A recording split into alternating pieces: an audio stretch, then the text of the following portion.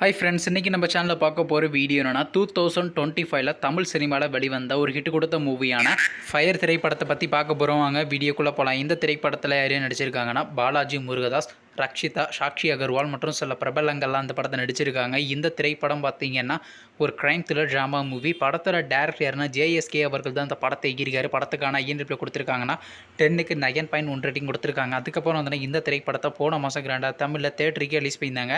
சரி, இப்போ இந்த படத்தை பற்றி என்னென்னு கேட்டிங்கன்னா, நீங்களாம் ரொம்ப ஆளாக வெயிட் பண்ணிருந்த ஃபயர் திரைப்படத்தை பார்த்தீங்கன்னா இப்போ OTTயில் ஸ்ட்ரீமிங் பண்ண போகிறாங்க. ஓவர்சீஸ் OTT தளமான டென்ட் கொட்டலில் பார்த்தீங்கன்னா இன்றைக்கி ஸ்ட்ரீமிங் பண்ணுவாங்க நம்ம எதிர்பார்த்தோம். ஆனால் ஸ்ட்ரீமிங் பண்ணல.